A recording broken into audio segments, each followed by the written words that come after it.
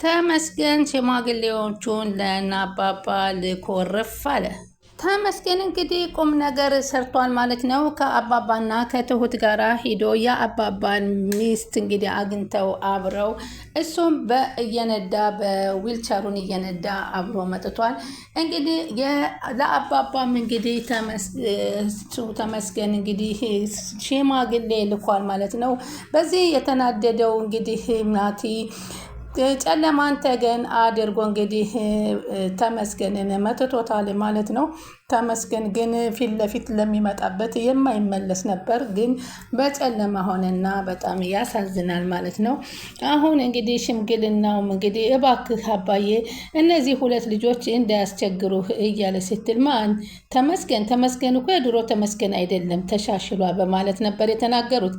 እንግዲህ ተመስገን ከትሁትን ቤተሰቦች ሂዶ ይቅርታ ጠይቀዋል ማለት ነው። ከዚህ በኋላ አንተ ወይም እኔ ሽማግሌ የሚልከውን እናያለን ተባብለው ነበር። መንገድ ላይ ተገናኝተው እንግዲህ ፊት አብረን እናድራለን ብለው ከነ አባባ ቤት ወስነው ሲያበቁ እንደገና መልሰው ሁለቱም ወጥተው ሄዱ።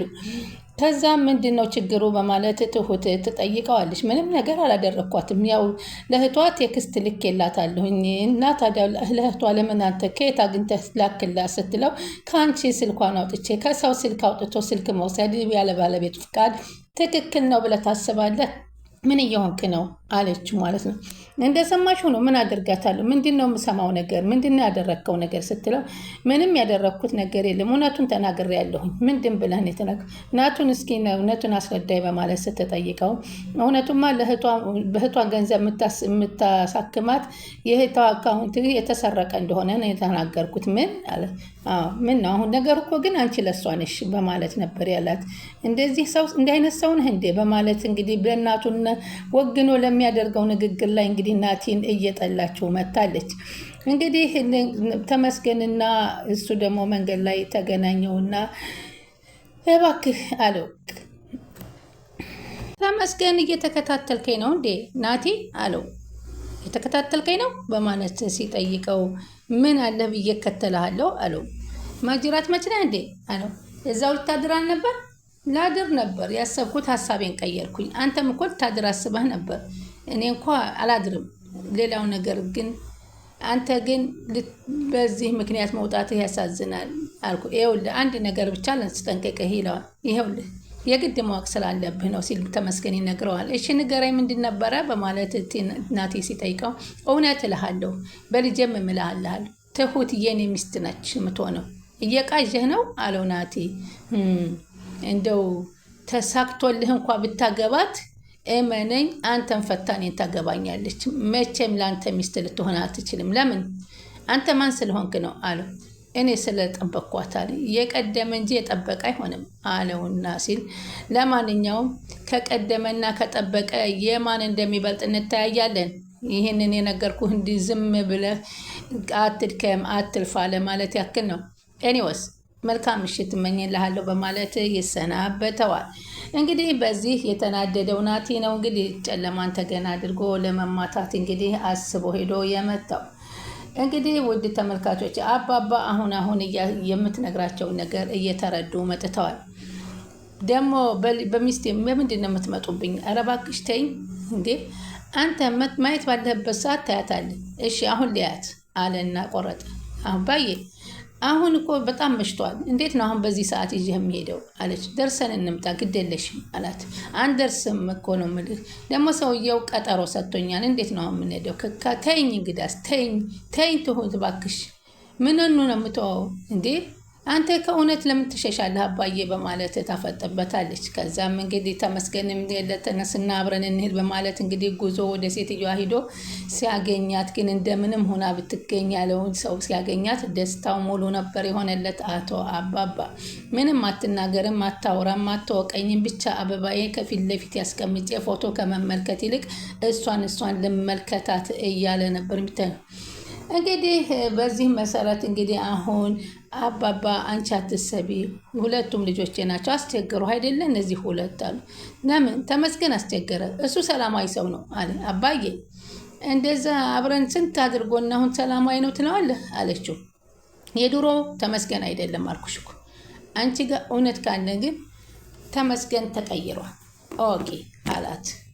ለምንድን ነው እንደዚህም ሌላ ሰው እንጠይቃለን፣ አካባቢውን እንድረስ፣ ነሳቸው ብቻ ናቸው እንዲ ያሉት፣ እንሂድ በማለት ተስማማሁ።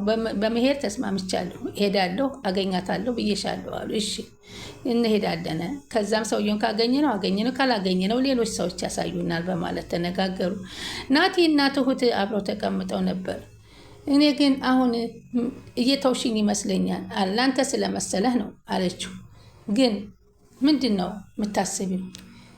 ከኔ ጋር በሰላምና በፍቅር ፍልክ ውስጥ አትግባ አለችው። ለምን እፎካከራለሁ? እሱ ምንሽም አይደለም። እሺ አለች ትሁት። የቤትን እህት ምን አለካት አለ። ከአንቺ ስልክ ወስጄ ነው እንዴ? ለምን የኔ ስልክ ትጎረጉራለህ አለችው። የምትፈሪው ነገር አለሽ እንዴ? ማለት እንዴት ነው የምትናገረው አንተ? ሲጀመር ያደረግከው ነገር ምንድን ነው አለች።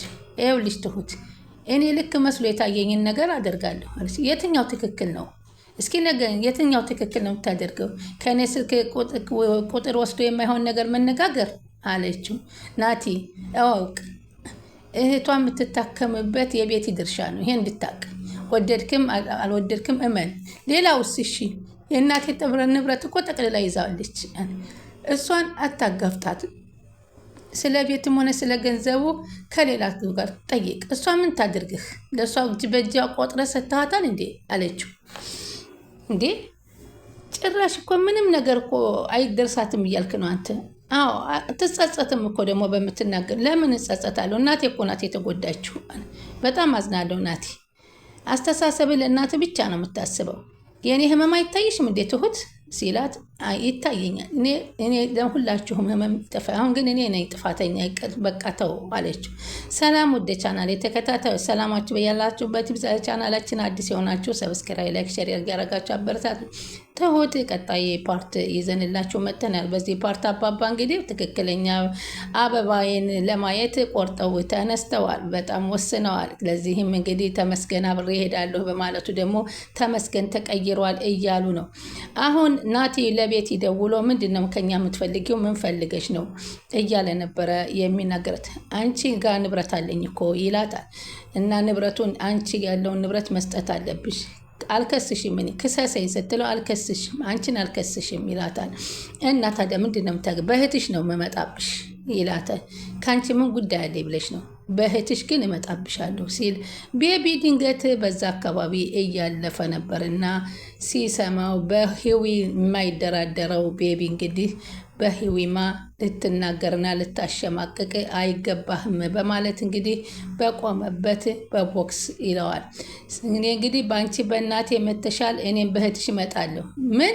ምን ስትል ነው የሰማሁት? በህዊ ነው የምትፎክረው ብሎ በግንጭሉን ይለዋል ናቲን። እዛ ላይ ሁለቱም ተያይዘው ሲገነጫጨሉ አንድ ሰውዬ መጥቶ ገለገላቸው ማለት ነው። ከዚህ እንግዲህ ናቲ በዛም እንግዲህ እሺ ስማ አሁን አንተ ቤቲ እንዴ ቤቲ እየተናገረች እኮ ነው እንግዲህ እነግርሃለሁ፣ የማደርገውን እኔ ነኝ የማውቀው እያለች ነው ሲል ተመስገን ይነግረዋል።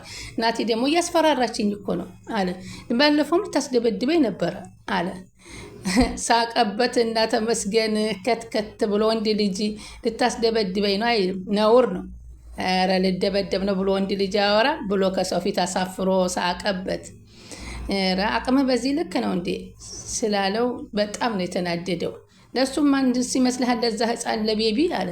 እና አነስክ እንጂ እኔ እኮ ነው መጥቼ ገላገልኳችሁ። ጎረምሳ ሊደበድበኝ ነው እያልክ እያወራህ እንግዲህ ታዲያ ትሁትን እንዴት ነው የምትከራከርላት? ይህንን ሰውዬ የሆነ ነገር በሉልኝ አለና አባባ ፊት ፎከረ ናቲ። ተመስገን እየሳቀ ይጫወትበት ገባ። የሚገርመው ነገር በሉሽ ተናውኑ ብሎ ተመስገን ወጥቶ ይሄዳል። ከዛም ትሁት ተከትላው ተመስገንን ትወጣለች። ናቲ በዛም ቢሄድ በዚህም ዘንድሮ ቀኑን አልቀናውም። እዛም ሲመጣ ተደብድቦ እዚህም ቤት ሲገባ ተበሳጭቶ ሆነ የሚወጣበት። ትሁቴ አለ ተመስገን ተከትሎ። አስጨነቁሽ አይደለ አላት። ምንድን ነው የምታስጨንቀኝ አለችው። እሷም አጥፍቻለሁ ይቅርታ አድርጊልኝ ልካስሽ አላት። እባክሽ ይቅር በይኝ በማለት ጠየቃት። እሷም እሺ ተወኝና ይቅር እልሃለሁ አለችው። ትሁትማ በሱማ በፍጹም ሊሆን አይችልም፣ አሁን የሚነገረው ነገር እያስደሰተኝ አይደለም አለች። አውቃለሁ ምንም አልልሽም፣ እኔ እኔ በክብር ለእኔ እንድትሆኝ ሰራተኛ ሆነሽ እንዳይሽ አልፈልግም። ሚስቴ ሆነሽ በክብር እንዳይሽ ነው የምፈልገው ይላል። እንዴ አትጨነቅ ለሲ ትሁት እባክሽ፣ አሁን የነገርኩሽን ነገር ሁሉ የተሻለ ነው። ስማኝ፣ ያቆሰልከኝ ቁስል እስካሁን አይሽርም፣ መቼም አይሽርም። ገባህ ትለዋል። ትሁቴ ለዛ ደግሞ ሁሌ የመጣሁ ይቅርታ ጠይቅሻለሁኝ አላት። እሺ ትሁቴ ሲላት አሁን በቃ ልሄድ አላት። በቃ አንተ ከህይወት ይውጣልኝ፣ መቼም አትሽርም ከኔ በማለት ትሰደውና ትክዝ ብላ ራሷን ታመለከታለች። አባባ ትሁትን ይዛ ወደ ልጅቷ ትገኝበታል። ባለቤቱ ወደ ባለቤቱ ሄዶ የኔ አበባ እዚህ ነሽ ወይ አለሽልኝ ወይ እያሉ እንደ እውነታቸው ነው። በህይወት አገኝሻለሁኝ አሉ። አባዬ አዎ ነግሬህ ነበር እኮ አለችው። አንድ ሰው እንዴት ሊያውቅ ይችላል የሷን ነገር አለ።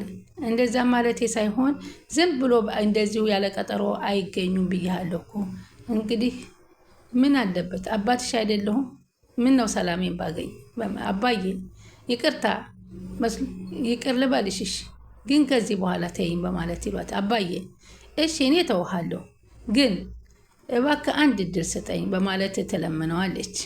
ሚስቴ ሞታለች እኮ ሚስቴ በህይወት የለችም ብለው ከሞተች 12 ዓመቷ እኮ ባክሽ ተይኝ ትሁቴ ይሏታል። እሺ እንሂድ አሁን በማለት ጉዟቸውን አሁንም ይቀጥላሉ። እሷ ግን ትሁት መቼም እውነተኛውን ጫፉን ሳታደርስ እንኳን አይደለም ይህን ሰላማዊ መንገድ ያለበትን መንገድ ያን እንኳ የዓለሜን በዛ ውስጥ ካቶ ገዙ ጋራ ግብ ከቤቲ ጋር ሁና ነፃን አውጥታለች። እንግዲህ ትሁት አባዬ አለችው። ወዬ አላት። ጥፋተኛ ነኝ ይቅር በለኝ እሺ ትለዋል። ምንድን ነው ጥፋትሽ እንዴ? ናቲ የእውነት ሽማግሌ ይልካል ለማረጋገጥ ነው። ይልካል አይልክም ናቲ ሽማግሌ አለቻቸው። እንዴ ተመስገን ሊልክ ነው እየተባለ ነው አለች። እንዳይጋጩ አለ። ለምን ይጋጫሉ? ሽማግሌ ላክ፣ ሁለቱም ሊልኩ ነው ወይ? ቆይ አሁን ወስኖ ይልካል ናቲ? ያኛውም ሊልክ ነው ሽማግሌ እኮ አልኩሽ። እሱን እንኳ አላምንበትም አለች። ግን አባዬ ደህና አይደለም ምሳ አለቻቸው። አዎ ትሁቴ ትንሽ ብቻ ያለሁን ባክሽ ፍቀጅልኝ አላት። እሺ አሎችና ጥላቸው ሄደች። ከዛም ስልካቸውን አወጡና አባባ የሚስታቸውን ፎቶግራፍ አውጥተው ማየት ጀመሩ። ከዛ ናቲና ተመስገን ደግሞ አሁንም መንገድ ላይ ተገናኙ። ናቲ ሽማግሌ እንደምትልክ ሰምቻለሁ ሲል ጠየቀው። አንተ መቼም አታደርገውም፣ አንተ መቼም አትልክም አለው። እኔ እስከምልክ ደግሞ እንዴት እንደምልክ አሳይሃለሁ። ግን ድንገት ከሰው ፍቅር ውስጥ ቤት ውስጥ ገብቶ ግግም ማለት ምን ይባላል አሉ። ግግምም ሆነ ምንም ያሸነፈ ይውሰዳት አሉ። ሽንፈት እንዴት እንደሆነ አላወቅም አለው። ወንድ ልጅ አይፎክርም እሺ አለ ተመስገን አለና ናቴ ሳቀ። እንዴት እንደምትጠላህ ግን ታውቃለህ አለው። እሷ ብትጠላኝም እኔ ከወደድኳት ለሁለታችንን በቂ ነው አለ ተመስገን። ግን አንተ ግን አለው። በመንገዴ ላይ እንዳላገኝህ አለው ተመስገን አስጠንቅቆት ዘወር አለ። ናቲ በጣም ተበሳጨ።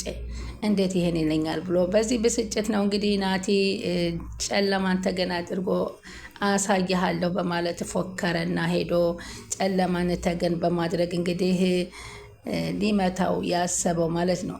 እንግዲህ ተመስገን አባባ ጋር መጥቶ ሽምግልና እንደሚልክ ሁሉ ተነጋግረው ተሳስበው አባባም በአሁኑ ሰዓት ተመስገንን ጀግና ነው፣ ቆራጥ ነው እያሉ እያመሰገኑት ይገኛሉ። በስከ መጨረሻ እንግዲህ ከጀርባ ስለመታው ናቲ ሌላ ችግር ሊፈጠር ይችላል። ሽማግሌዎቹ ግን የተመስገን ሽማግሌዎች ወደ አባቷ ሄደዋል። ቻናሉን ሰብስክራይብ እያደረጉ ይጠብቁን።